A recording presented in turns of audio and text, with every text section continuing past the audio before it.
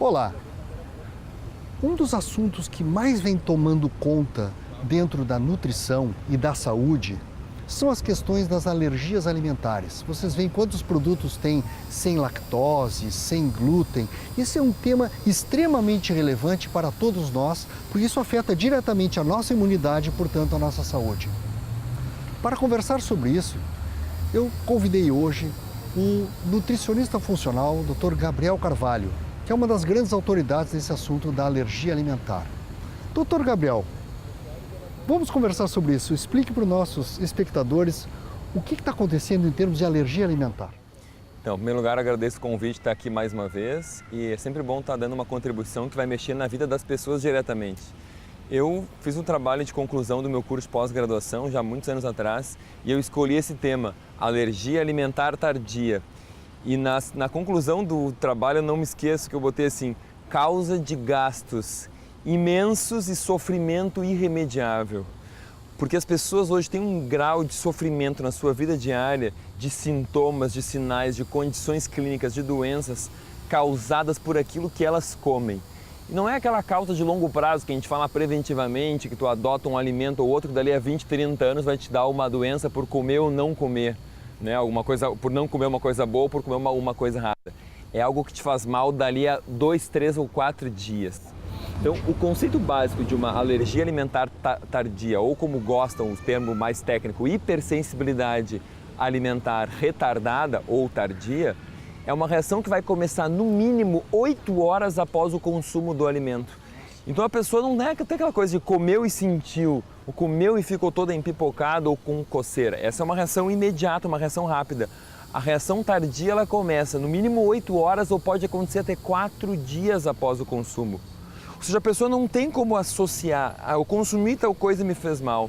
Porque ela vai acordar no dia seguinte mal. Isso não me faz mal, porque eu comi e não me deu nada. Comi e não aconteceu nada. Ela teve uma outra refeição, uma outra. Quando ela passou mal, ela não sabe. E o que acontece? As reações são as mais diversas. As pessoas podem ter desde insônia, ou sono demais, ou dor de cabeça, ou podem, por exemplo, uma coisa bem característica, as pessoas acordam inchadas no dia seguinte aqui, com os olhos inchados, às vezes as mãos inchadas, o anel não entra, a mulher se queixa. Ou podem ter manifestações respiratórias, rinite, sinusite, por exemplo, ou até asma. Ou a gente tem reações gastrointestinais, como o intestino preso ou solta demais. Ou a gente também observa as formas das fezes que dão dicas sobre isso. Ou tem as reações neuropsiquiátricas na área de ansiedade, síndrome do pânico, depressão, irritabilidade, mau humor matinal. Então a gente vai desde o emocional ao cutâneo, também que não falei, então as alergias, os eczemas, as irritações, as erupções, descamações, ao respiratório, gastrointestinal, cutâneo e o neuropsiquiátrico e até algumas doenças autoimunes já foram associadas como tendo na alergia alimentar o seu gatilho, a sua iniciação.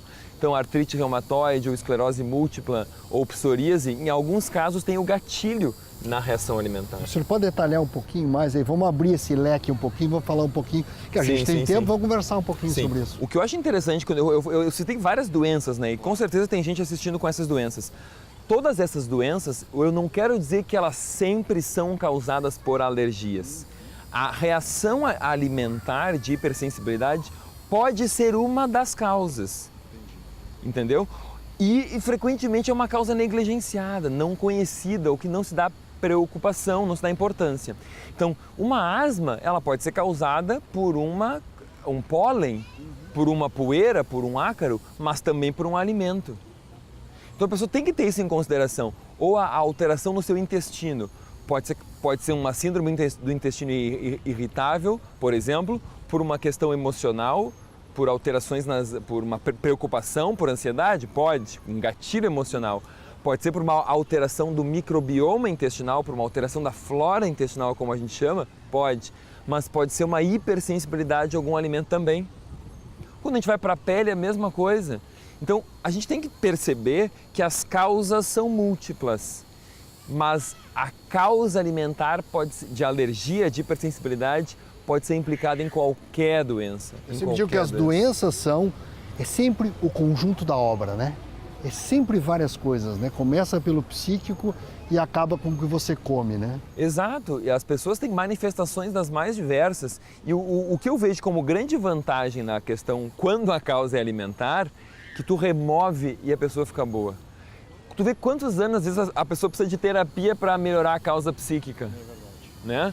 Ou se for uma causa, um pó, uma poeira, um pólen de uma árvore, tu tá ferrado. Vou ter que caminhar de máscara agora? E às vezes é o sabão ou amaciante da fronha, né? Você dorme com a cara na fronha que você tem alergia ao produto químico. Aquilo ali. Essas reações de pele, já que a gente está falando, tem muitas vezes, e as respiratórias também, uma coexistência do alimento com os produtos de limpeza. Porque as pessoas não se dão conta que o sabão em pó deixou o cheiro na roupa. Ou seja, ficou uma coisa na tua roupa por causa do sabão que você usou. O amaciante é programado para amaciar a roupa, então ele ficou uma outra substância. Então ficou a substância que dá cor, a substância que amacia, que dá cheiro, tudo se somou. Aí com a tua transpiração, com a própria gordura da pele, aquilo vai extraindo essas substâncias todas. Então quanto mais resíduo vai ficando, mais, e a pele é sensível, vai agredindo a tua pele, que foi extraindo aqueles detergentes, aquilo ali tudo. Então se soma ao alimento que você ingere aquilo que sobrou dos produtos químicos que você usou. Os produtos químicos que você usou para lavar a roupa. Então tem que saber escolher também esses produtos de limpeza cada vez mais. Falando disso de microbiota e pele, esses sabões que hoje está se usando com muito antibiótico, né? Porque está se usando sabonete germicida, ou seja, você está usando o produto que mata a microbiota da pele. Isso é uma grande causa também de disbiose, que a gente chama, que é a alteração da flora, né? Que pode ser no intestino, mais comum, quando a gente toma um antibiótico. Mas se a gente passa um antibiótico na pele, né? um bactericida desses aí, está causando disbiose na pele também. Então a gente está alterando a flora cutânea. E isso também é algo que não deve ser feito. A gente deve usar só quando tem realmente um risco de infecção, então uma ferida, uma zona aberta, e aí esse vai cumprir o seu papel. O papel terapêutico, mas na vida normal o sabão é suficiente, porque vai retirar tudo, né? E até de preferência, as pessoas têm que ter o hábito de usar o sabão líquido, o sabonete líquido. Porque é um outro hábito errado que as pessoas têm, saindo do tema alergias, mas eu acho que são dicas práticas, né? As pessoas se queixam muito no consultório, por exemplo, de pele seca. Eu pergunto, como é que você toma banho? Eu me ensaboo todo. Parece aquelas propagandas de nenê, sabe? Que a pessoa fica toda branquinha. Gente, sabão é para tirar a graxa, tirar a gordura. Então, quando você pega o sabão e esfrega, você vai tirar toda a sua camada protetora gordurosa. Protetora, veja o termo que eu usei. Camada protetora gordurosa. A sua pele é protegida pela gordura. Sim, a gordura é isolante. A pessoa pode ver, qualquer pessoa com a pele tendo o rosto mais oleosa, ela tem menos rugas. Então, se você ficar removendo a gordura o tempo todo, a sua pele vai enrugar mais, vai ter mais mancha, vai envelhecer mais rápido, vai ficar mais feia, mais ressecada, o que a gente fala. Essa pele ressecada está envelhecida. Claro, e ela está seca por falta de gordura. Então, ela tem que manter essa camada gordurosa, que é uma proteção fundamental. Então imagina, se a sua própria roupa tem um resíduo do sabão em pó, do detergente, do amaciante, que fica removendo a sua gordura já. Antes você pegou o sabonete e esfregou. Então você tem que passar o sabonete realmente onde tem mais sujidade. Você tem que passar realmente nas partes necessárias, não no corpo inteiro.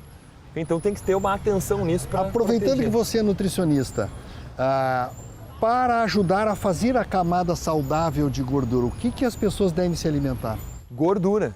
A pessoa tem que comer gordura. Porque hoje está essa coisa, doutor, olha, eu não como gordura. As pessoas chegam com orgulho dizendo isso. Tá errado, não tá errado? Não como gordura, não como sal, não como açúcar. Acham que não comem, né? A gordura vai num vilão junto com o sal e com o açúcar, que são vilões, que as pessoas usam demais. Mas a gordura tem gordura boa e gordura ruim. Uma coisa é ter uma fritura, né? Que é uma gordura que foi aquecida, oxidada, destruída, que é uma desgraça.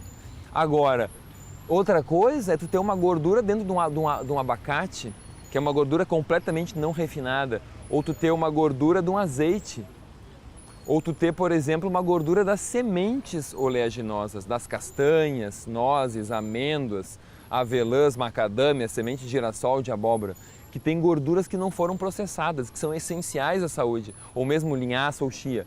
Então essas gorduras são boas. Ou quando a gente vai para algumas gorduras animais, por exemplo, de animais criados com pasto. Então a gente tem, no caso de um ovo caipira que comeu verduras, ou de um frango que foi criado com verduras. E assim a gente tem opções de carnes também de animais mais saudáveis do que o animal criado com ração. Então a gente tem que começar a procurar essas opções aí para ter uma proteína boa e com uma gordura de origem animal também boa. Não tem como... A gordura do coco, não falei. A gordura do coco é para a pele, é saudabilíssima, tanto no uso interno quanto no uso externo. Sim, eu fazer escovar os dentes com óleo de coco, né? Olha aí. Óleo de coco, um pouco de bicarbonato, um óleo essencial de hortelã e você faz uma pasta de dente super saudável, sem toda aquela química que tem na pasta convencional. E eu já usei também em casos de mães amamentando o bico de seio rachado. O óleo de coco é fantástico. Tem uma capacidade de restaurar a pele muito grande. E é muito bom para a imunidade também. Então, uma fonte de gordura muito saudável. E que a gente tem à disposição, tem nos mercados aí coco seco que a gente quebra e come aquilo como um lanche. É um lanche fantástico, porque a pessoa mastiga, aquilo tem uma crocância. Tem fibra. Tem